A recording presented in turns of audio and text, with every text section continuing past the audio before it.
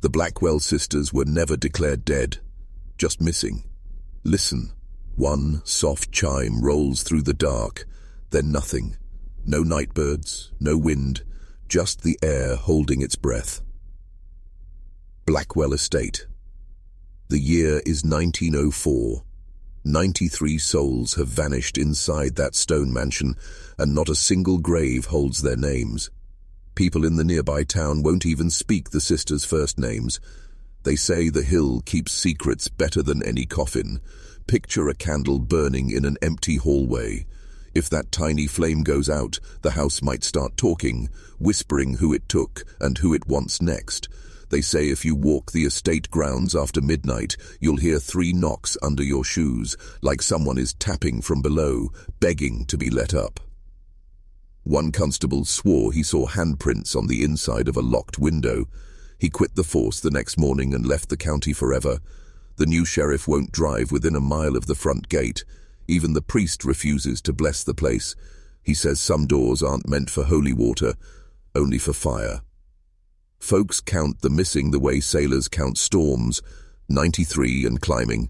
No bodies, no coffins, no farewell hymns, just empty chairs at every dinner table in town. I'm about to open the only surviving notebook from the estate. The pages smell like smoke and seawater, and every line begs me to stop reading. If you stay, you'll learn why the bell rings at 3:33 a.m., why the garden never grows weeds, and why the cliff below the house is smooth, like stone polished by falling things. You can still turn back, but once we break this seal, the hill might remember your name too. Ready? The year is 1904, and the clock at Black Hollow Station has just tipped past midnight. Moonlight hangs low over the lonely tracks, painting the iron rails silver and turning every weed into a thin black shadow. Crickets fall quiet when the PR I-8 train rolls in. It is a short, hiss-breathing engine that no one in town has ever ridden. The coach cars look polished and dark, like fresh coal pulled from the mine. No whistle blasts, no conductor's shout, just the hush of steam curling into cold air and drifting off toward the waiting forest. The station itself is barely more than a wooden porch bolted to a gravel strip. One lantern swings from a crooked post, and its dim light throws a trembling halo on the platform. Old Mr. Pike, the night watchman, stops sweeping as the doors of the rear car slide open. 7 figures step out in single file. Each woman wears a deep black veil that hides her face from forehead to chin. Their gowns brush the wooden planks like moth wings, making hardly any sound. Not a single one carries a suitcase, a purse, or even a Bible. They do not speak to one another or to Mr. Pike. They seem to glide more than walk, as though their shoes never quite touch the boards. The broom slips from Mr. Pike's fingers, and he lets it clatter because staring feels safer than greeting. The town has whispered about these travelers for weeks, calling them the nuns without prayers. Mrs. Helper, who sells stamps at the post office, swears she dreamed of 7 black shadows standing at her doorway the night before the letter of arrival came. Kids kick stones past the station after school, daring each other to say the sisters' names, even though nobody knows those names to begin with. Some folks think the women are real nuns banished from a distant convent. Others claim they're widows who made a pact never to speak again. Everyone agrees on one thing. Wherever the women go, silence follows. A driver waits at the foot of the platform, standing beside an open-air wagon hitched to 2 coal-black horses. He wears a long coat buttoned to his throat, and his wide-brim hat hides most of his face. When the women appear, he gives a slight nod, but does not tip his hat or say hello. He climbs onto the driver's bench, flicks the reins once, and the horses stamp ready. One by one, the veiled passengers settle onto the wooden seats in the back. The wagon's wheels groan like tired bones as it rolls away from the station and up the winding cliff road. Black Hollow fades behind them, just a cluster of oil lamps and tin roofs shrinking into the dark valley. The road ahead is lined with hawthorn trees, whose twisted branches meet overhead, forming a tunnel that blocks the moon. Sea fog drifts in from the distant cliffs, wrapping around the wagon like ghostly fabric. Somewhere below, waves slap against rocks, but the sound is muffled, as if the ocean itself is trying not to wake whatever sleeps in the estate above. After a mile, the driver guides the horses through a rusted iron gate. On either side, thorn bushes rise shoulder-high, their spines thick as nails. Local law claims the hedge never needs trimming because nothing living dares grow too tall under that roof of thorns. Beyond the hedge sprawls the Blackwell estate, a mansion older than the county deed. Its stone walls glow pale in the moonlight, and its windows stare down the cliff like blackened eyes. Chimneys lean at odd angles, and cracked gargoyles cling to ledges, their stone wings chipped by salt wind. The wagon rattles across loose gravel, stopping at a granite staircase that climbs to the front doors. The sisters descend without a word. They move like smoke, slow, steady, impossible to catch. The driver stays seated, hands resting on the reins. The tallest sister, likely the eldest, pauses at the first steed. P. In the silence, Mr. Pike could swear he hears her breathe a single sigh, but it might just be the wind sneaking through the hedge. She raises her hand, and the heavy oak doors swing inward on their own, though no servant stands there to pull them. One by one, the remaining 6 vanish inside. The door thunders shut, and the iron latch clicks home. Back at the gate, fog swallows the wagon as it turns and heads downhill. By the time the driver reaches the empty track bed, the private train is gone, melted into the night as mysteriously as it came. Mr. Pike feels the chill settle under his coat. He yanks his broom from the planks, but the straw bristles shake in his grip. He will later claim the platform smelled faintly of roses after the women left, roses mixed with something metallic, like the scent after lightning hits a fence. Word spreads by breakfast. Farmers hitching mules outside the feed store speak of 7 veiled shapes. Children press their noses to classroom windows, hoping to spot the wagon's return. Yet no one sees the driver again, and no hoof prints mark the muddy road by dawn. By supper, new rules float through town. Do not walk the cliff road after sunset. Do not stare at the mansion's top window, where a weak yellow candle now burns, and never, under any breath, call out to the nuns without prayers. Some believe the sisters search for voices to steal. Others think they listen for secrets carried on the wind. Inside Blackwell Estate, lamps flare behind thick curtains, then flicker out as quickly as they rise. A single raven circles the highest chimney and lands on a cracked gargoyle, tilting its head as if waiting for orders. The sea crashes against stone far below, louder now, beating the cliff like a warning drum. But the mansion holds its silence, guarding whatever promise brought those 7 women through hawthorn and fog. Midnight fades. The town exhales. Yet deep in every bedroom, parents lie awake, wondering why anyone would travel with no bags, no words, and no clear past. They stare at dark ceilings, imagining the train's hiss, the wagon's groan, and the silent prayer that might have been spoken behind those veils. We have arrived. Let the pact begin. Sister Adria was the oldest of the 7 veiled women, and people said her back was as straight as the thorn hedge around Blackwell Estate. While the other sisters stayed inside the stone halls, Adria spent nearly every daylight hour in the south courtyard, tending a garden hidden by high brick walls. Children in Black Hollow whispered that the garden was greener than any farm field, yet it never smelled like normal flowers.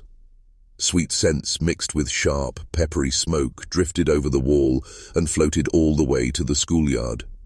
Kids tried to name the smells, mint, sage, even cinnamon, but none of them matched quite right. Their parents just tugged them along and told them not to stare.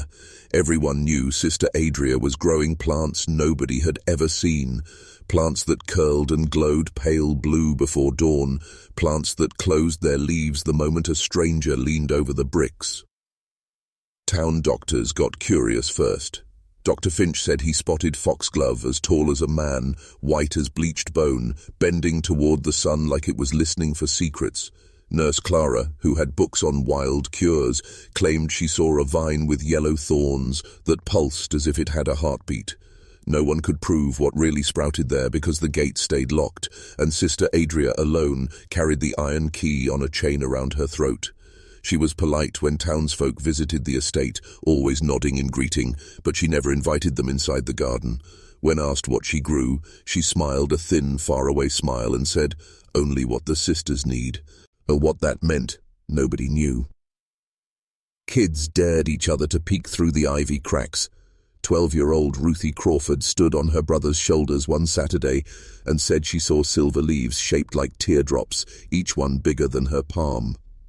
Little Benny Rhodes, 7 years old and missing his 2 front teeth, climbed the wall during a heavy fog and swore a flower opened its red mouth and hissed at him.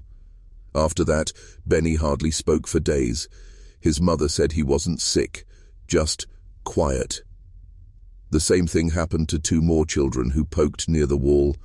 They came home with wide eyes and no stories, as though the vines had tangled around their words and kept them for treasure. Parents banned garden dares, but kids are kids, and rumours only grew taller. Late spring brought lambing season, and Mr. Bellamy the butcher sent his 14-year-old son Peter to deliver fresh lamb shanks to the estate's kitchen. Peter whistled all the way up the hill, cartwheels bumping over roots, but he never whistled back down. When dusk settled and the cart returned empty, pulled by the mare all on her own, Mrs. Bellamy ran to Blackwell's gate, pounding until her fists bled. The tall doors swung open, and there stood Sister Adria. She held Peter's canvas apron folded over one arm. Her gloved hand stroked the cloth like it was a pet cat. "Your boy finished his work and left," she said calmly. "Perhaps he took a shortcut through the pines." Mrs. Bellamy shouted that Peter never took shortcuts.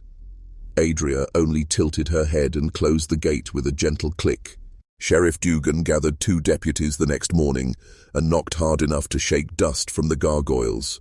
This time, all 7 sisters appeared behind the bars, faces hidden by their veils. Adria stepped forward, offered them simple bread, and said the boy must have wandered off chasing fireflies. Dugan asked to search the grounds. Adria's voice, soft yet firm, answered, "The walls protect holy work. No man steps past them." The sheriff felt a chill slide under his collar, but he wrote the report anyway. They combed the woods for 3 days, found only Peter's pocket knife near the sawmill creek, and finally wrote the final line nobody wanted to read. Case suspended, no evidence of foul play. Inside town limits, worry shifted into fear. Parents kept children inside after school. Store owners quit making estate deliveries. Passing wagons rolled faster when fog drifted from the cliff road. Every night someone swore they heard Sister Adria's garden gate creak open, even though the wind lay still. Mr. Pike, the station watchman, said the vines rustled like they were whispering names, maybe calling more kids to climb over. Nurse Clara cured headaches with willow bark tea, yet she had no medicine for what the town now called garden hush, the blank, distant stare in the eyes of kids who had gone near those bricks. Summer heat thickened, and with it came the strange glow. Folks walking home from church at sundown noticed a faint green shine hovering above the estate's south wall. Some said it looked like lantern light underwater. Others thought it was a swarm of lightning bugs that never blinked. Old Widow Ames crossed herself each evening and muttered, "That ain't God's color." Butcher Bellamy nailed Peter's last school photo to the post office board beside a fading reward notice. He sat outside the shop long after closing, staring up the cliff at the dull green pulse, gripping his hat brim so tight his knuckles cracked. One July afternoon, Sister Adria walked into Black Hollow's apothecary carrying a small wooden box. Inside lay dry blue petals finer than silk and a jar of thick amber liquid. She asked Mr. Sullivan, the chemist, to weigh the petals and tell her their true Latin name. Old Sullivan, who had studied in Boston, lifted the petals with tweezers and blinked behind round spectacles. He didn't know the name. He had never even seen the shape in any botany guide. He asked where they came from. Adria smiled politely and said, "They grow when the moon is kind." Sullivan tried to joke about strange seeds, but she simply nodded, took back the box, and left 2 silver coins on the counter. Coins so old they bore a crowned eagle no American mint had ever used. That evening the chemist locked his doors early, afraid the petals might still be hiding in his shop. He slid the silver coins into a match tin and promised himself to send them to a university for study. By morning the tin was empty.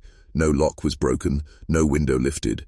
Only a faint scent of peppery smoke filled the shelves where cough syrup bottles stood. Sullivan told the sheriff, who shrugged and said coins disappear all the time. In the garden, vines kept on curling, and the strange glow kept on rising.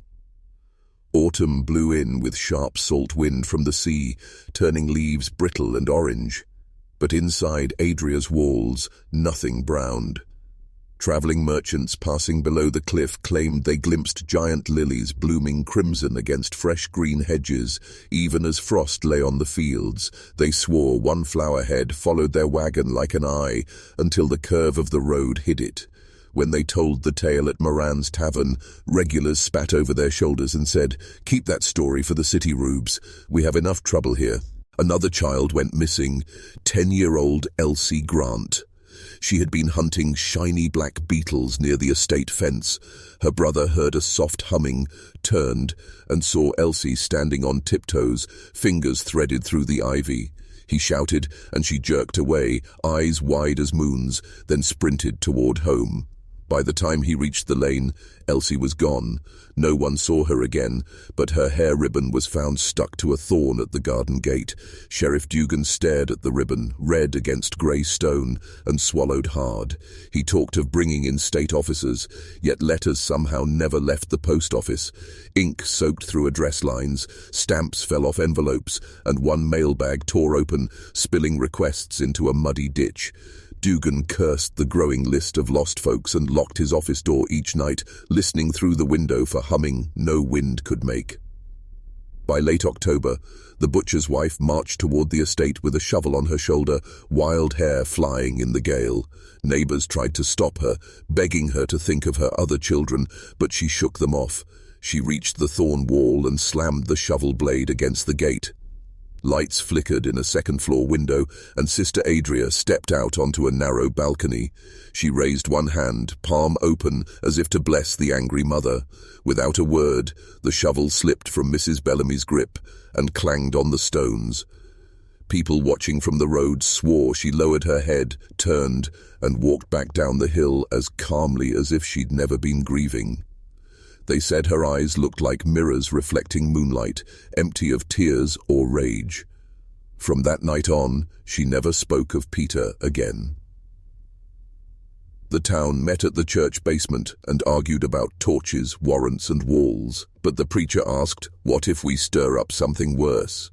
Nobody wanted to risk the bell that never rang or he fog that swallowed roads. They went home uneasy and silent. In every hearth across Black Hollow, flames popped and danced, but the heat couldn't chase out the chill pressing against window panes. Winter's first snow drifted over the cliff path, muffling wagon ruts. Inside the forbidden garden, the glow brightened, turning white snowflakes green as they fell. The hedges seemed taller, and the air smelled thick with herbs no one could name. Sharp, sweet, and old, like pages of a spellbook left in the rain and dried in the dark. Sister Adria walked the rows in her black veil, fingertips brushing soft petals and thorny stems alike. When she paused at one twisted tree in the center plot, its trunk split open just a hint, and a hush rolled outward, curling over the walls and across the sleeping town below. That hush slipped through cracks in cabin roofs and under door gaps. It settled on tongues and stilled arguments, froze lullabies halfway to children's ears, and made even watchdogs fold their ears and whine. Morning came pale and cold, and Black Hollow felt smaller, as though the garden had swallowed some measure of noise, some slice of life, and would never give it back. But no one could prove anything because no footprints crossed the snow at the estate gate. No wilted petal blew into town square. No law written in the county book covered vines that whispered in moonlight, or sisters who waved silence like a flag. So the case of Peter Bellamy stayed dropped, The other missing kids remained questions no one dared speak, and Sister Adria's garden kept blooming against all rules of season and sense. The eldest sister still walked the rows, still carried her iron key, and still greeted strangers with a calm smile that chilled the bone. And behind those brick walls, in the nameless glow, secret petals kept unfolding, each one holding a story the town was too afraid to heed. The chapel on the cliff looked normal in daylight, but everyone in Black Hollow knew something about it felt wrong. Its stone walls were streaked with moss, and narrow windows stared out like tired eyes. At the very top, a wooden bell tower leaned into the sea wind. Visitors would notice there was no rope hanging down, no way for an ordinary person to make the bell swing. Older townsfolk said the rope had burned in a lightning fire years back, yet the sisters never fixed it. They claimed the tower was only for decoration now, but folks wondered why a silent tower still held a perfectly polished bronze bell. It almost seemed to wait for its own secret signal, hidden from plain view. Rumors spread faster than fog across the fields. Traveling salesmen, after one glance at that mute bell, would lean closer to the innkeeper and ask, how do they call the sisters to prayer with no rope? The innkeeper would shrug, unwilling to repeat the stories he had heard. He remembered his grandmother's warning, keep the chapel out of your mouth, or it might pull you in. So he poured ale, wiped counters, and changed the subject. But the question stuck, fluttering around in every curious mind. How does a bell ring without a rope? No one had an answer on the warm August night when the first chime echoed down the hillside. The sound drifted through open windows, slipped under doors, and woke light sleepers from summer dreams. It was only one clear note, low and lonely, like a warning whispered across water. Clocks showed 3:33 a.m. Dogs whined. Candles flickered for a moment, though there was no breeze inside. By sunrise, news spread. Carrie, the young maid who scrubbed steps at the estate, hadn't come home. Her mother walked the muddy lane, calling her name until her voice cracked, but no one answered. Carrie was gone, as if pulled right out of her clothes.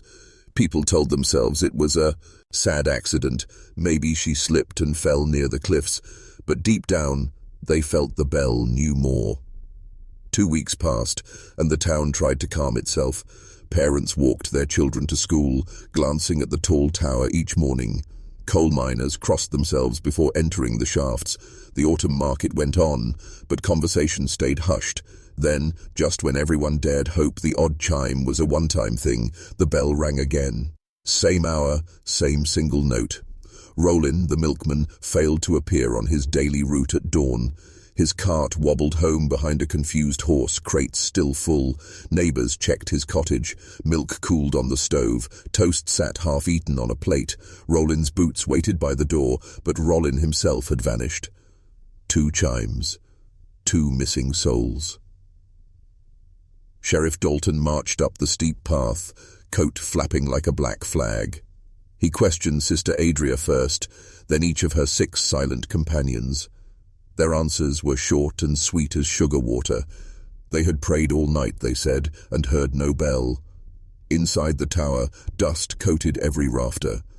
The sheriff stood beneath the bell, staring up at its smooth mouth.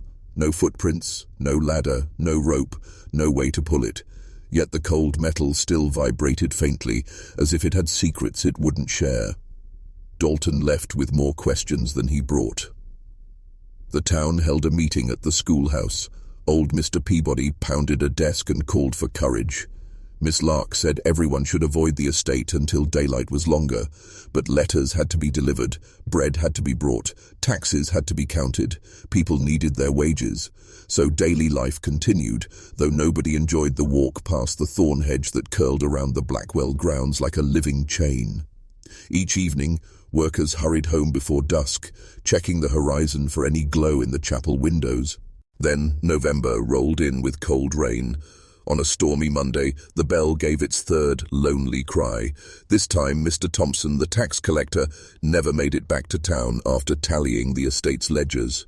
Folks found his coat snagged on a bramble, pockets still stuffed with paperwork.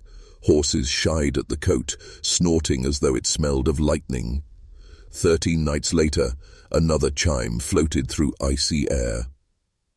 Young Polly, who delivered fresh eggs every Wednesday, was seen walking up the gravel path at dusk. No one saw her walk back down. The egg basket lay sideways in puddles the next morning, shells broken like tiny white skulls. By the first snowfall, families counted 14 neighbors missing. All had carried goods or messages to the cliffside grounds. All vanished after a single ring at 3:33. Children added the numbers on school slates, shivering when they reached 14. Teachers tried to distract them with spelling drills. Shopkeepers prayed under their breath while weighing flour. Everyone knew the pattern now. Bell, breath, blank space where a person used to stand. One frigid evening, black clouds buried the moon. Lanterns flickered in cottage windows. Inside the tavern, quiet hands played cards, though no one cared who won. Suddenly, a dull clang rolled down from the hill like distant thunder. Glasses rattled on shelves, every back stiffened. The clock above the bar ticked past 3:33. No one spoke. They all waited, listening to the silence after the sound. Who would be next? Across town, Mrs. Harlowe's heart sank. Her teenage son had gone to the estate that afternoon to fix a broken hinge. She wrapped a shawl around her shoulders and stepped into the snow, calling for him, even though she already knew the answer. Courage finally broke through the town's fear. The next morning, 6 men lined up outside Sheriff Dalton's office. They demanded he lead a SE's arch of the chapel. Dalton agreed, though his eyes showed worry. Armed with lamps and ropes, the group trudged up the slick trail. The thorn hedge opened easily, almost inviting them. Inside the yard, frost glazed the old graves of sailors and servants. The chapel door creaked like a sigh as Dalton pushed it. Cold air kissed their faces. Pews sat in perfect rows, dust catching light beams like floating silver threads. The altar was bare except for a vase of white lilies that never wilted. Dalton nodded to 2 men, and together they climbed the narrow stairs to the tower. Rungs groaned under their weight. At the top they found the bell still rocking gently, though no wind blew. One man pressed a hand against the bronze, jerking back when he felt it hum like a live wire. The sheriff circled the small platform, searching for a hidden lever, chain, or prank device. Nothing. Only thick beams, rusty nails, and the echo of his own breathing. Downstairs, their lantern light swept across the stone floor, revealing faint shoe scuffs that led toward a side door. They followed the marks into a cellar stairwell. The air smelled of damp earth and something sweeter, like rotting fruit. In the dim glow, they saw rows of smooth wooden boxes set in the dirt walls, drawers almost. Some bore chalk names: Carrie, Rollin, Polly. Others waited blank. The men stepped back, hearts pounding. Dalton counted 14 drawers marked with names they knew, each drawer no bigger than a bread box. He ordered everyone out before dread swallowed their courage. When the sheriff returned to town, he filed a sealed report. He told the families only this: "Your loved ones rest inside the estate, and nothing we do can change that tonight." He posted a guard on the main road, but no one believed a gun could stop whatever power moved that bell. Weeks slipped by. Snow deepened. The bell stayed silent, yet the silence felt worse, like a hunter waiting for easy prey. The town of Black Hollow fell into uneasy routine, watching the tower every dawn, every dusk, terrified of that next single chime that might claim another neighbor forever. The story of the missing clerk starts on an icy Thursday just after sunset. His name was Calvin Brooks, 26 years old, polite and quiet as a library mouse. Calvin worked part-time in the Black Hollow courthouse, filing old land deeds and tax rolls that most folks had forgotten. He loved puzzles more than pay raises, and he loved dusty paper more than fresh air. For weeks, Calvin had heard whispers about strange payments tied to the Blackwell estate. Farmers swore money changed hands after every disappearance, but no one could prove it, so Calvin made a risky plan. He waited until the sheriff's light flicked off, slipped the iron key from the clerk's board, and tiptoed down the back stairwell toward the locked record room in the basement. The hallway smelled like cold stone and old ink, and each step echoed like it wanted to betray him. Calvin's lantern cast wobbly shadows across shelves stacked to the ceiling. Files were sorted by year, then by department, but a single battered box sat alone on the bottom rack, covered in spider silk. Its tag read, "Disbursements, Blackwell." Calvin's hands shook, yet he pried off the lid. Inside lay a thin brown ledger bound in cracking leather. A ribbon marker split the book near the middle, as if someone had stopped reading in a hurry and never returned. "See." Alvin set the lantern closer, brushed away dust, and opened to the first page. There was no title, no ink flourish, nothing but a date in the corner. Jan. 3, 1904. Beside it, a single sentence, written in tight black script. "Received, complete, no remains." He flipped to February, then March, then April. Every page was the same.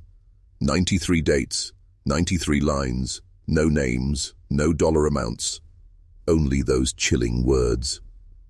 The handwriting was neat but strange, every letter pressed hard enough to leave grooves in the paper. Calvin ran his finger across the dents and felt an odd heat, as though the ink was still drying after all these years. His pulse hammered in his ears. He tried to tell himself it was routine accounting, maybe delivery slips for stone or lumber, yet the phrase "no remains" knotted in his thoughts like barbed wire. Why write that unless you were talking about bodies? He pulled a notebook from his pocket and copied each date, afraid the book might vanish if he looked away. Now and then he paused to listen. The basement was dead silent. No wind, no rats, not even the groan of winter pipes. It felt like the whole courthouse held its breath, waiting for him to finish. When Calvin finally closed the ledger, the lantern flame dipped low, starving for air. He tucked the old book back into its box exactly as he'd found it, wiped his fingerprints off the lid with a handkerchief, and set the box on the same dusty square. But he kept his own notes, folded tight, and slipped under his vest.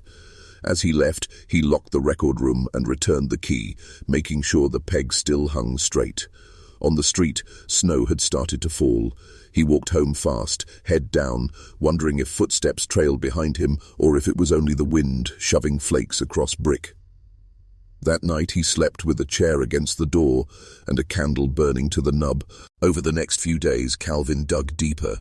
He searched bank logs, church ledgers, even telegram receipts, but the phrase "no remains" appeared nowhere else. He showed the dates to his older cousin Lily, who worked at the depot. She noticed that almost every entry matched the morning after someone in town disappeared. Calvin's stomach flipped. He wanted to take his evidence to the sheriff, yet the sheriff was the same man who had accepted Blackwell donations for the fire brigade last year. Instead, Calvin drafted a letter to the newspaper in the capital and sealed it with wax. He tucked the bundle of copied dates inside, planning to mail it Monday morning. He never got the chance. Sunday evening, Calvin left the courthouse at 7 p.m. The night watchman saw him cross Main Street, collar up against sleet, and head toward his boarding house. He carried a small satchel, no umbrella. He never reached the front porch. At dawn, Mrs. Dalton, the landlady, found Calvin's door ajar, bed still made, and candle wax pooled on the sill. His satchel lay on the rug, empty. The copied notes and sealed letter were gone. On the clerk's desk sat only his wire-rimmed glasses, bent at the bridge, speckled with drying blood. The sheriff later said the blood looked like it came from a nosebleed. The coroner pointed out there was no body to match it. News spread faster than frost. Some townsfolk whispered. Calvin ran off, scared by what he'd found. Others believed the Blackwell sisters sent someone wearing the night like a cloak to silence him. Lily insisted her cousin would never run without his books. She marched into the courthouse demanding an official search, but the sheriff shrugged, called Calvin a troubled young man, and wrote "missing, voluntary" at the bottom of the report. He boxed the blood-spotted glasses, sealed them in evidence, and stored them, strangely enough, in the same basement room where the ledger still slept. Within a week, Calvin's absence felt like an open wound. Children avoided the courthouse steps, Adults kept their curtains closed after sunset. Pastor Morgan spoke of unseen debts during Sunday sermon, eyes fixed on the back pew where the veiled sisters used to sit each Easter before they vanished. The town bell rang 9 times for Calvin, though no funeral followed. Lily tried to rally neighbors to march up to Blackwell Estate, but fear hung heavier than winter fog. People remembered the other disappearances, the milkman, the maid, the butcher's boy, and all the quiet children who never came home quite right. One brave soul, Deputy Harris, went to recheck the county archive. He found the record room key missing from its peg. When he pried open the door with a crowbar, the shelves inside were coldly perfect, except for one thing. The box labeled Disbursements Blackwell wasn't on the bottom rack anymore. In its place sat an empty space outlined in dust, like a picture frame around nothing. Someone had taken the ledger, closed the door, and left the rest untouched. Harris stood there, heart drumming, feeling the quiet press against his ears until he thought they'd burst. He backed out, locked the room, and told the sheriff. The sheriff merely sighed, rubbed his temples, and muttered, "Paper goes missing all the time." But the town had eyes. Mr. Sullivan at the apothecary swore he saw 2 black horses hauling a wagon down River Road that same stormy night, a long crate tied under tarps. He said the driver wore a dark cloak and something metallic glinted beneath, a chain perhaps, with a key. Farmer Atkins found fresh wheel ruts leading to the old pier where boatmen once loaded grain. The tracks ended at the water's edge, and there the mud had been stirred, as if something heavy slid onto a barge and drifted into the mist. By morning, snow covered the scene, but rumors stuck like burrs. Soon after, children spotted a new carving on the chapel door at Blackwell Estate, a single line, shallow yet clear, 93. No one dared count how many townspeople were gone by then. Some said the number matched perfectly. Others claimed it was a warning that the sisters were nearing their goal, whatever strange tally they kept. Either way, folks bolted doors tighter. Fathers walked sons to school armed with hunting rifles. Mothers told daughters never to fetch water after dusk.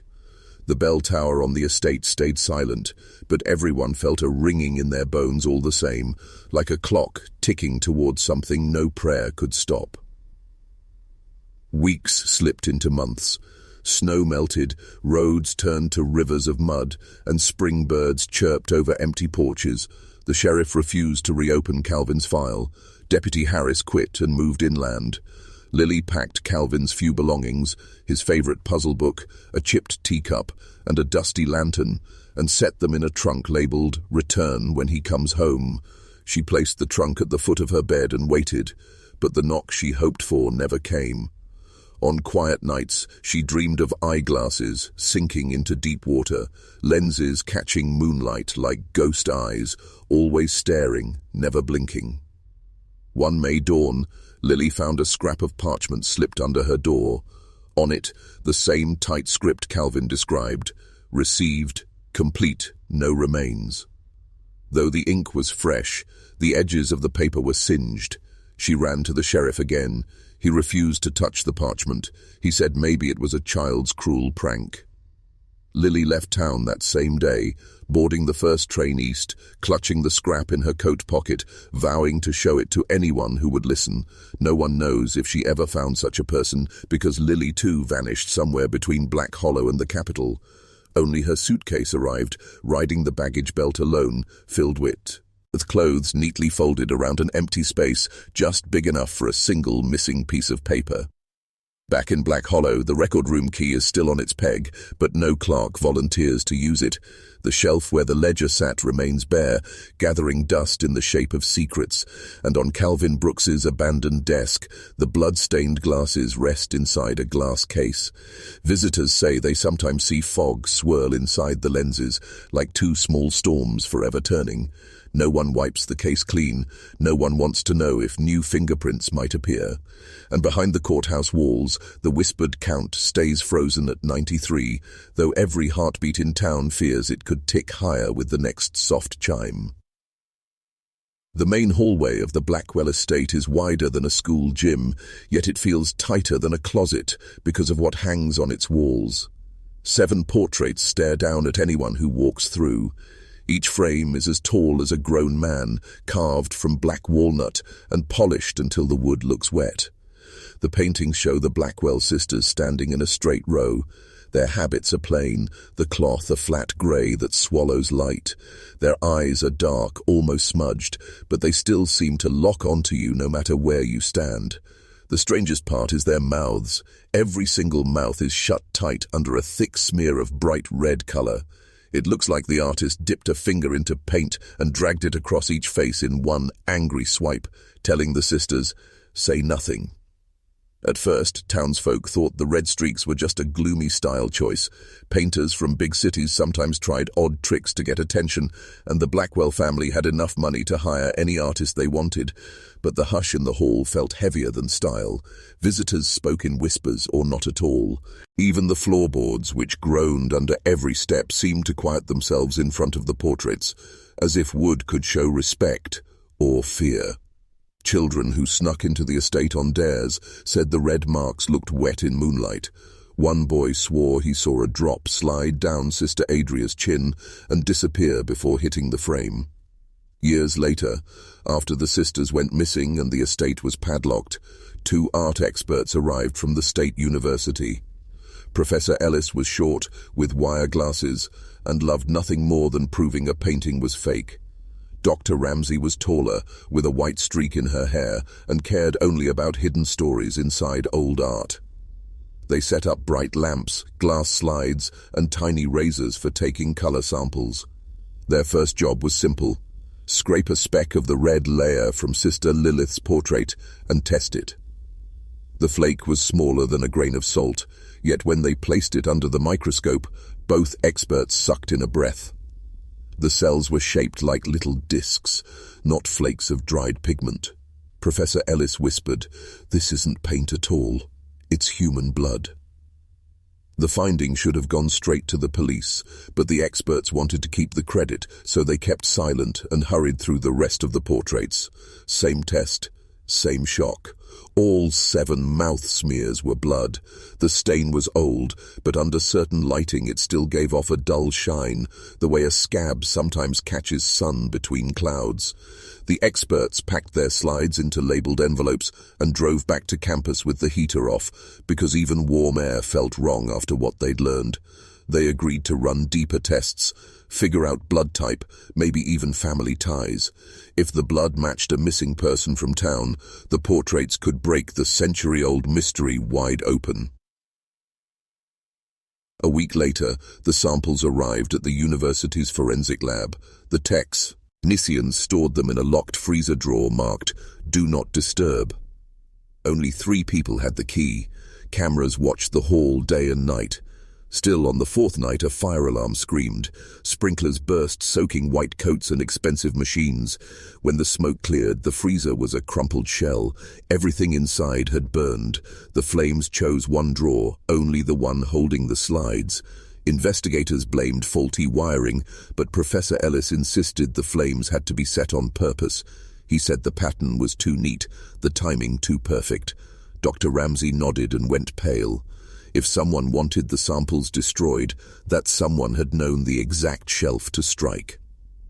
Rumors spread faster than the fire itself. Some students swore they saw a veiled woman walk across the quad minutes before the alarm.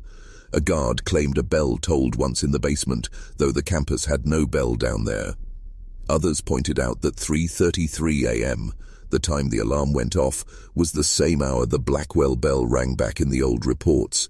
The dean tried to quiet talk by banning late-night tours of the burned lab, but curiosity is a stubborn weed. Soon half the county believed the sisters' portraits were painted with the blood of their 93 victims. The other half believed the sisters used their own blood to seal a vow of silence, promising never to confess. No one could prove either tale, because the only proof had gone up in smoke.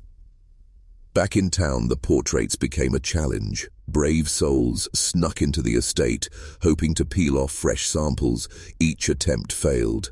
A pair of teens found the hall blocked by new iron bars welded into the archway. A freelance writer claimed she bribed a handyman for the gate key, but when she reached the frames, the red streaks were gone, scrubbed clean. Only grey lips remained. She snapped a photo for proof, yet the developed print showed the marks exactly where they had always been. Viewers argued the photo was fake, but the writer swore her camera never lies. Someone else must be twisting truth. Today the portraits still hang and the mouths still glow a deep, silent red. Tourists who managed to bribe the caretaker report strange things. One man says Sister Mercy's eyes followed him right out the door and down the gravel drive. A schoolteacher took her class for a history trip. She counted her students in the hallway, 24 going in, only 23 leaving. The missing child was found an hour later sitting under Sister Adria's frame, staring up at the red streak with his own lips glued shut by sticky sap from the garden. He would not speak for 2 weeks, and when he did, all he said was, "No remains." Art historians refuse to list the painter's name. Some say the artist was one of the sisters. Others whisper it was each sister painting the next in a circle, sealing each other in promise and blood. The canvas fibers hold no fingerprints, and the frames bear no maker's mark. Even the walnut seems untraceable, as if the trees were cut from an orchard that never existed. The mystery attracts new experts every year, yet none can solve it. Every test ends in broken gear, ruined files, or sudden illness. People joke that the portraits protect themselves, but the laughter is always thin, like someone trying to stay brave while a chill climbs their spine. So the hallway remains a silent court. The 7 sisters stand judge over anyone daring to look too closely. Their red mouths whisper no words, yet they command obedience stronger than any loud voice. Travelers leave coins on the floorboards, an odd tribute, hoping to keep the eyes from following them home. The caretaker sweeps the coins away each morning and pockets them without counting. He says money can't buy peace here, but he still likes the jingle. At closing time, he bows to each painting, mumbling, "Received, complete." Then he locks the front doors and listens. If a single chime floats through the D arc, he pretends he hears nothing, because he knows the next sound might be his own name scratched onto a page with no remains. You can't really see the orchard from the front of the Blackwell estate, because the apple trees form a wall of twisted limbs that knit together like fingers. Locals say the trees were planted too close on purpose, so strangers would stay out. But if you push through the branches and walk about 2 football fields toward the cliff, you reach a clearing that feels nothing like an orchard at all.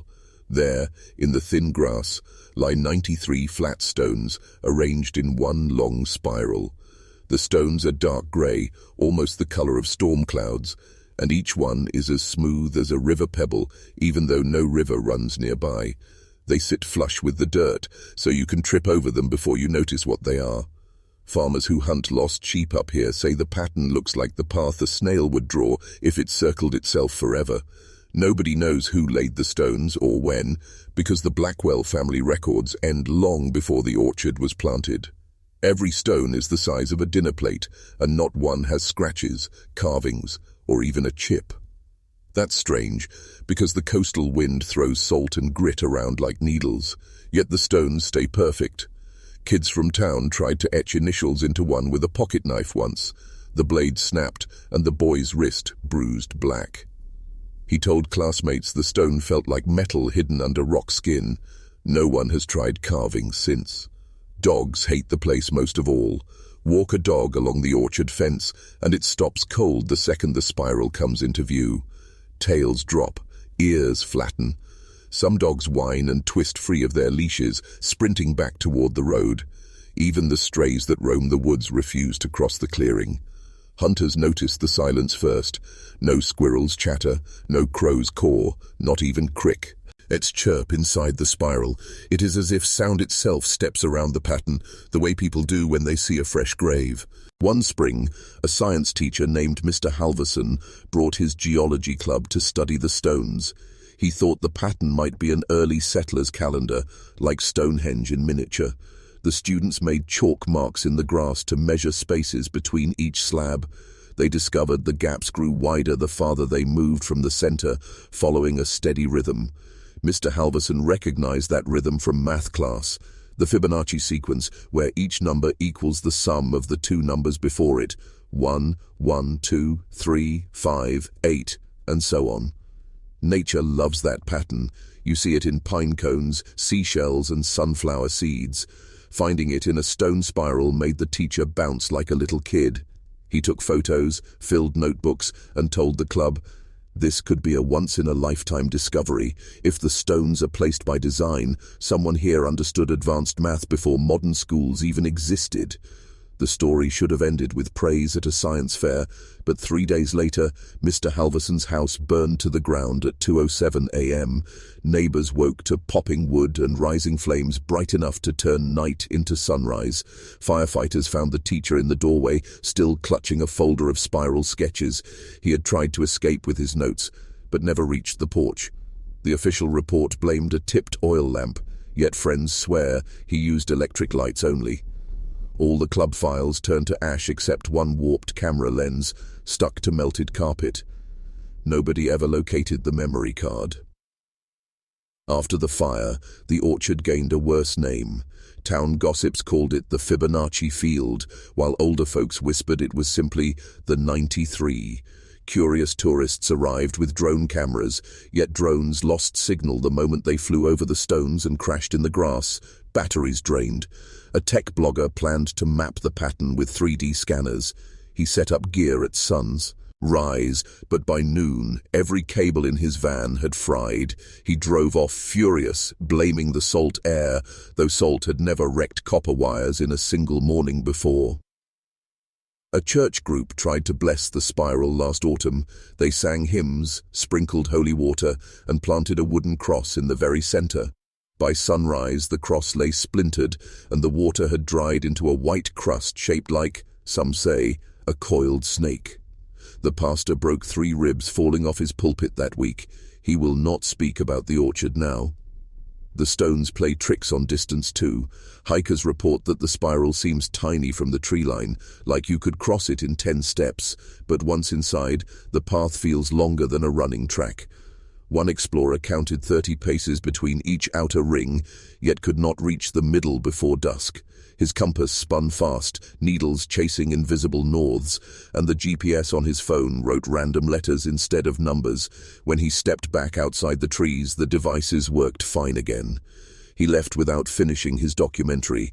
He also left his tent and water jug in the clearing. He says he'd rather buy new ones than set foot there twice. Some believe each stone marks a person.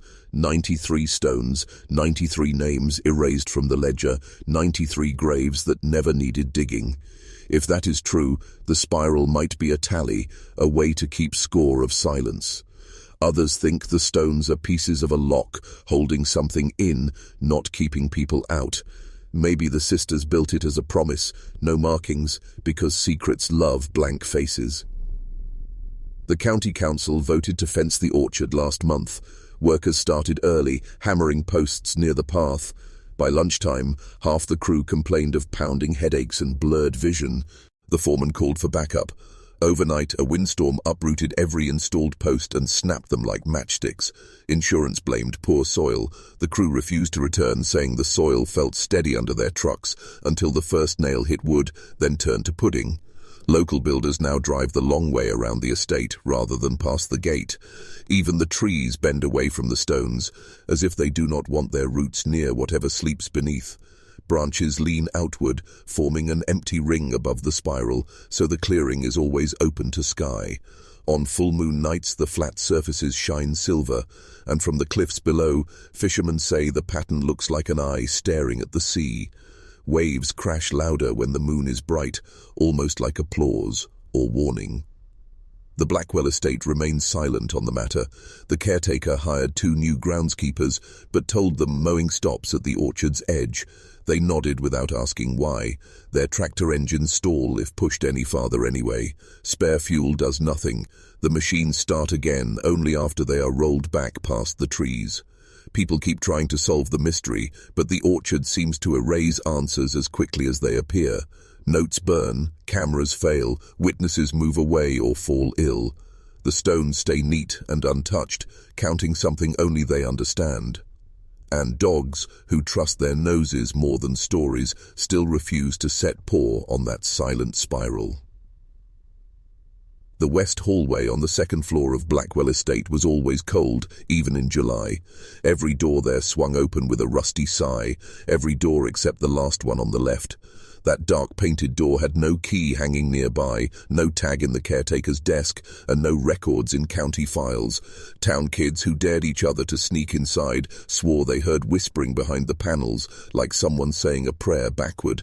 But no one. Ian Black Hollow touched the lock until early autumn of 1921, when Sheriff Amos Dyer and 2 deputies arrived with a crowbar, a notebook, and orders to search every inch of the place. Rumours pushed them there. By that year, 14 more neighbours had vanished, and folks blamed the estate again. The sheriff, tired of ghost stories, wanted proof or peace. They started upstairs because servants once claimed Sister Muriel, the quietest of the 7 veiled women, slept at the end of that hall. She was the sister who never made noise in church, never looked people in the eye, and never left the estate walls after sundown.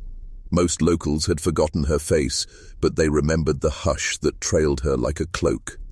Deputy Harris placed his ear to the wood and heard nothing, not wind, not rats, not even the house settling. He glanced at Sheriff Dyer, who nodded. With one sharp swing, the crowbar snapped the handle. The lock clattered to the floor, and the door drifted inward, slow as a coffin lid. Dust motes floated in the beam of the deputy's lantern, yet the room itself looked like someone had tidied it only minutes before. No cobwebs, no cracked wallpaper. A single candle stub sat on a small desk, wax fresh enough to shine. The bed rested under the window, blankets smooth and corners tucked tight. On the pillow lay a snow-white veil, folded like a welcome note. The fabric steamed faintly in the chilly air, as if it had just slipped off a warm head. Deputy Lane touched the veil with his gloved fingers and jerked back. "It's warm, Sheriff," he whispered, voice shaking, "like body heat warm." The sheriff told him to bag it for evidence, but the cloth cooled the second it left the mattress, turning limp and grey like laundry left in rain. They searched drawers, empty. They checked under the bed, nothing but polished floorboards. A tiny silver cross hung by a thread from the bedpost. It showed no tarnish and no maker's mark. On the far wall beside the dresser, jagged letters were carved deep into the plaster. The message read, "You can't bury what still breathes."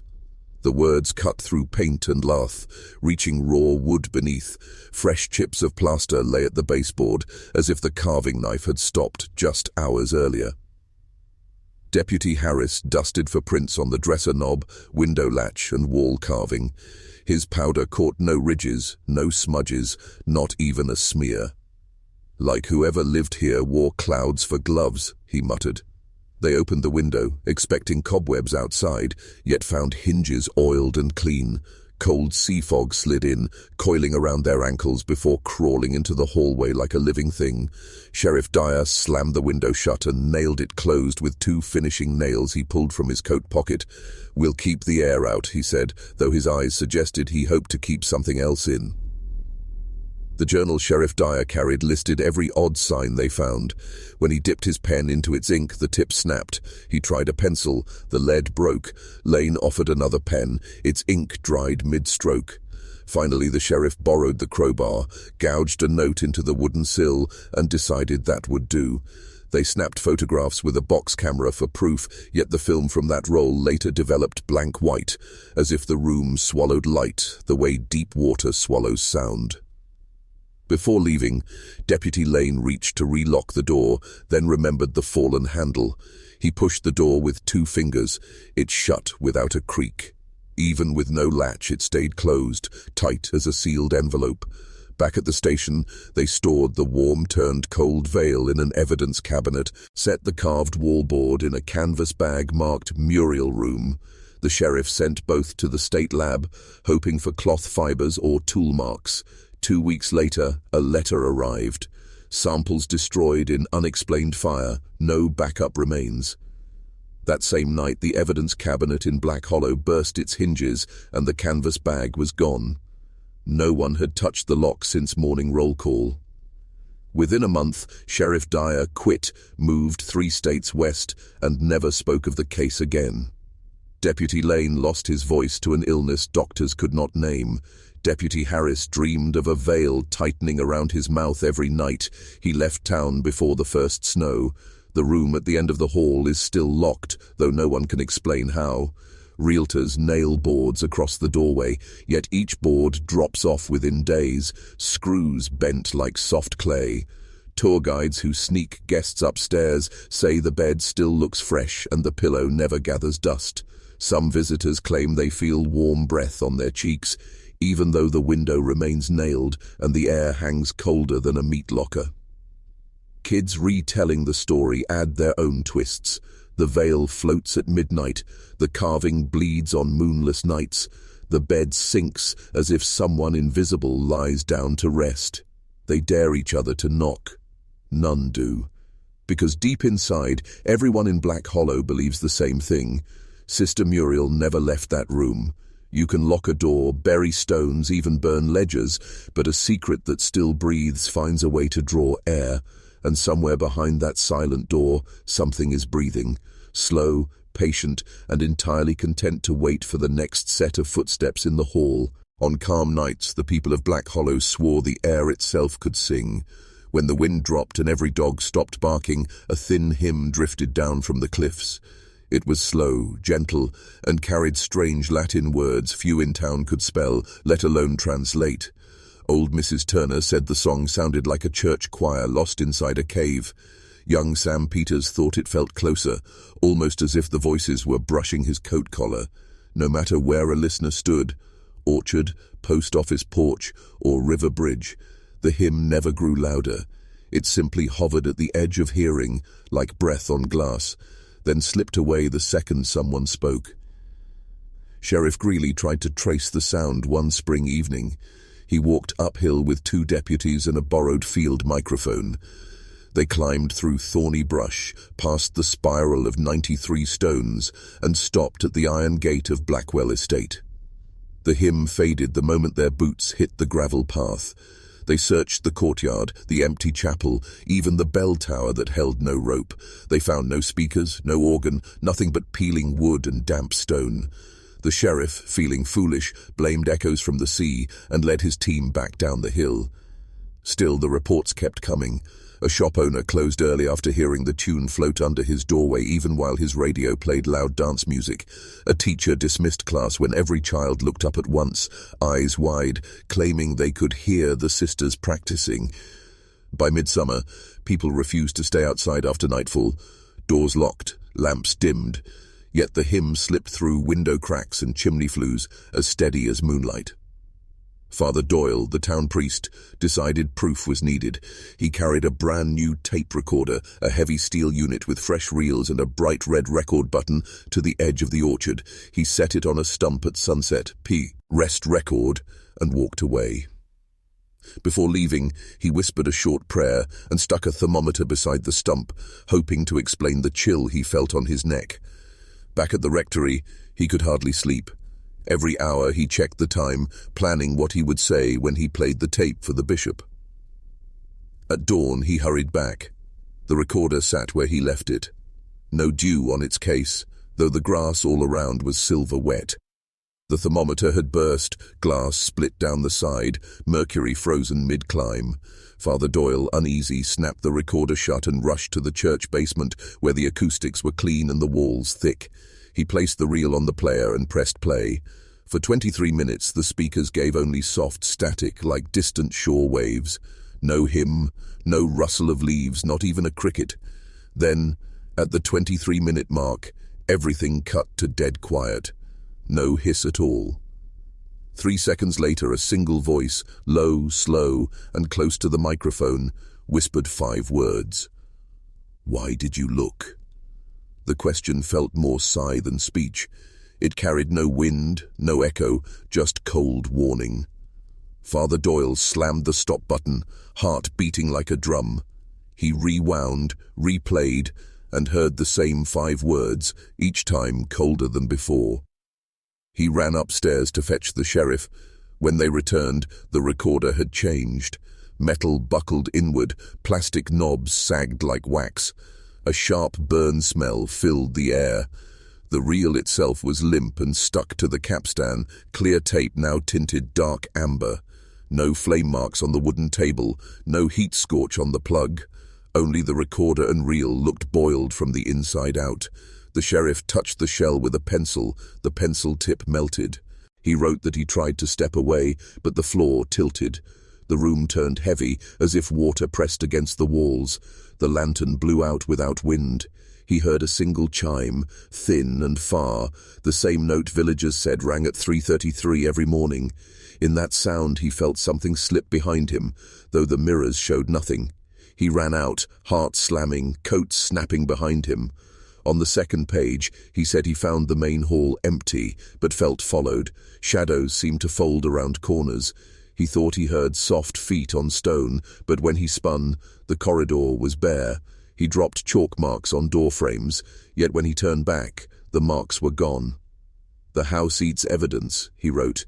"It decides what stays, what fades." He confessed he kept walking until dawn light bled through cracked shutters. He reached the gate, but the lock was gone. In its place hung a thread of white cloth, warm like breath. He left, shaking, and hid in a shed near the orchard, writing his notes in the dark.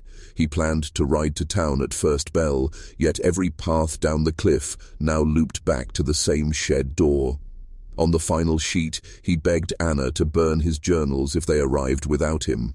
"Tell no one what I saw," he warned. "Mirrors, remember." His last words were large and smeared. "If they send my coat, do not touch it." At the bottom, ash from the scorched edge left a grey thumbprint, as if he pressed the page after the fire started. Anna read the pages twice, hands shaking harder each time. She ran to the station, hoping for news, but the noon train brought only freight. The station master, pale, whispered that a brown inspector's coat had been found hanging on the estate gate at sunrise. No sign of blood, but one sleeve was still moving, as if caught by an unseen pulse of wind, even after the breeze had died. Sheriff Greeley rode up to the cliff road and retrieved the coat. He brought it to town, draped over a shovel handle, refusing to let it touch his skin. In the right pocket he found a mirror shard no bigger than a coin. The glass was slick with a clear, salty film, like seawater. Every deputy who looked into the shard claimed they saw nothing at all, not even the sky beyond. When Anna gazed into it, she saw a lantern flame dancing in a circle of black panels and felt the room tip under her feet. That night the coat was locked in the evidence room. The next morning the coat was folded on the sheriff's porch, buttons polished, pockets empty. The evidence room door was still sealed. The mirror shard was never seen again. A single sheet of scorched paper lay under the coat. It held 5 words, written in the same shaky hand. "I asked why you looked." Since then, no one in Black Hollow speaks of inspectors or mirror rooms. Anna moved inland, far from cliffs and bells. Some nights, when lamps are low, she swears she hears a soft hum in the glass of her parlor window. She keeps a cloth over every mirror and never carries a lantern after dusk. The coat, they say, still hangs on the estate gate each new moon, sleeve lifting on a wind that never touches the nearby trees. The file was found by accident in 1972 in a rusty cabinet that workers were clearing out of an old federal warehouse. A junior clerk sliced open a sealed folder and saw a single sheaf of parchment paper, older than anything else in the box. The title at the top read, "Pact of Custody." It was written in dark ink that had turned the color of dried blood. The dateline was blank. No agency logo sat on the page, only a wax seal shaped like a broken circle. The first signature was neat and careful. Mother Blackwell. Below it, 6 more names appeared, each followed by an official-looking badge number. Those names matched 6 government agents who had gone missing after World War II. The paper listed no rank, no office, no city, just the numbers and a looping signature. Someone had pressed hard. The pen strokes left dents you could feel with a fingertip. Next to each name was the same short note: witness to transfer. In the body of the pact, a single line jumped out: payment received, 93 souls, to be held under experimental containment until recall. No money amount, no property deed, no clear direction. Just that phrase, chilling in its calm tone. A second line added: souls confirmed sealed, return impossible without full council vote. Whoever wrote it believed they were packaging human lives the way a farm might count cattle. The clerk who found the document took it to her boss, thinking it was some forgotten spy plan. The boss ran a check on the badge numbers. The search returned a classified stamp and a health note. Subject declared mentally unfit for duty. That same note appeared on all 6 agent files, filed on the very same day in the 1950s. Each case claimed sudden break with reality and persistent visions of spiral stone fields. One agent had carved numbers, 9 and 3, over and over on his cell wall. Reporters tried to trace the offices that handled those files. Every letterhead was faded or missing. Telephone numbers rang through to empty desks, then to silence. One retired clerk said the team had answered to a project that did not use a normal budget. He remembered only one meeting where boxes marked with black X's were wheeled into a vault. Guards wore blank patches instead of unit names, no receipts, no visitor logs. When word of the pact leaked to the public, historians argued it must be a hoax, yet the paper was dated with ink testing from the late 1800s. The wax seal matched none held by churches or federal offices, but it carried dust identical to soil found on the Blackwell estate cliff. A lab chemist swore the fibers in the parchment came from an extinct plant once used in monastery scrolls. A week after giving that statement, the chemist checked into a hospital complaining of voices counting backward. The 6 agents were tracked to different mental hospitals across the country. All were alive but disconnected from reality. Each one repeated the same 2 sentences to any visitor: 93 minus none, count again. Doctors recorded identical dreams, a spiral of flat stones leading down into dark water. None of the agents recognized family, friends, or photos of their own careers. All drawings they made showed a faceless woman in a habit, holding a blank ledger. Paranormal researchers visited one of the agents. They placed a recorder on his table and asked, "Who took the souls?" The man smiled, then spoke in a voice not matching his own. "The bargain stands. They signed in red." The room temperature dropped 10 degrees, the tape hissed, and the power died. When lights came back, the cassette inside the machine had melted into a soft lump, though the plastic shell was cool to the touch. A congressional aide tried to catalogue the pact as evidence. The morning after he filed the paperwork, the document was gone from the safe. Guards swore the lock was never opened. The aide found a scrap of parchment in his briefcase, carrying only the words, "Received, complete. No remains." Terrified, he resigned and moved overseas. He told a newspaper that he still woke at 3:33 a.m. every night, hearing a single bell chime from nowhere. In 1990, a Freedom of Information request asked 6 departments about the pact. All 6 replied with the same line: "No record located within this agency." The letters were identical down to the spacing errors.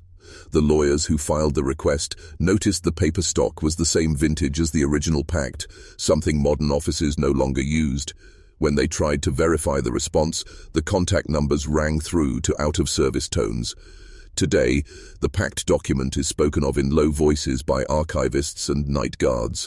Some claim it still exists, moving from vault to vault like a stray shadow, never caught on camera.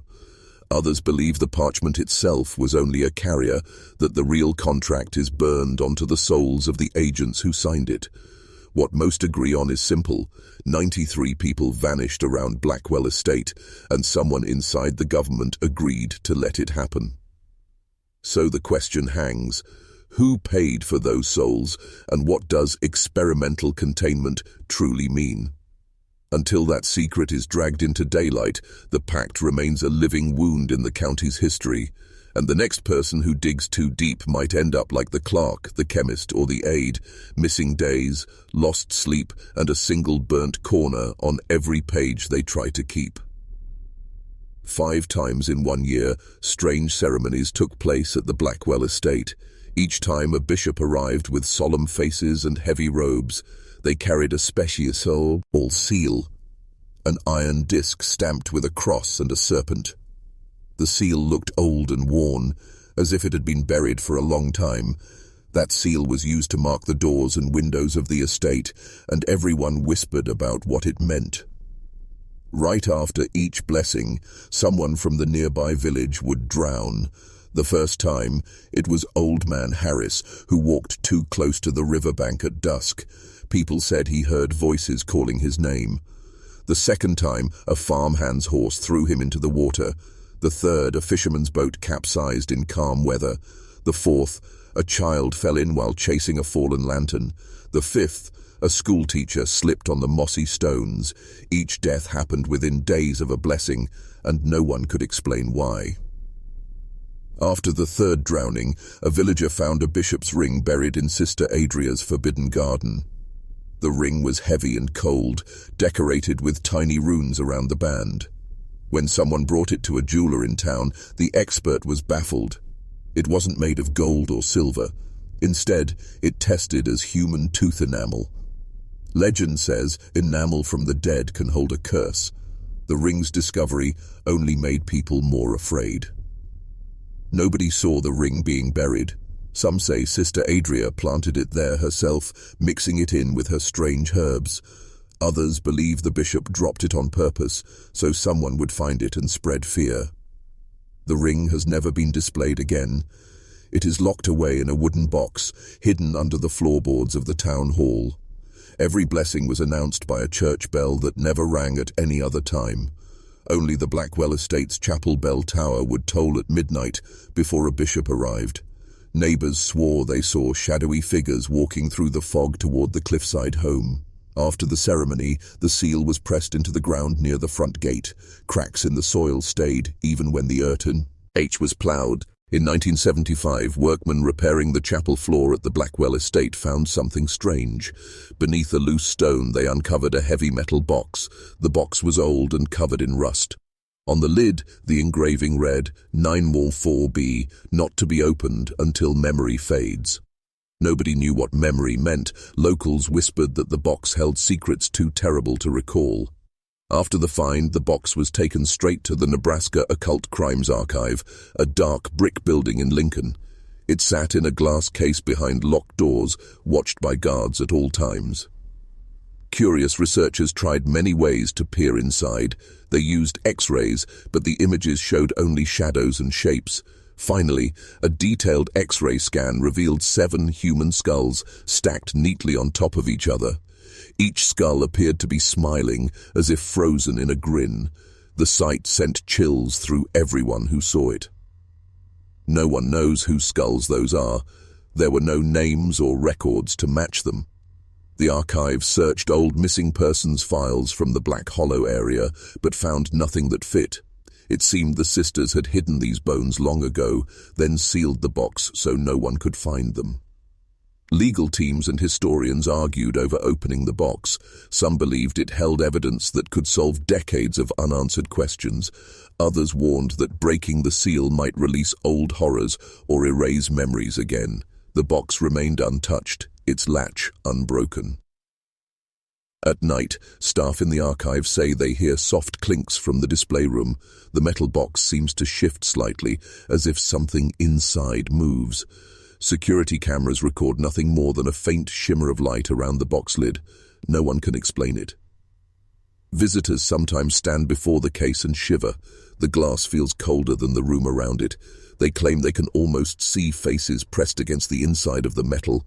The skull smiles, flicker in their minds, haunting them long after they leave. Researchers who study the box write about it in hushed tones. In dusty notebooks, they sketch the engravings and note the exact size. 18 inches by 12 inches by 8 inches.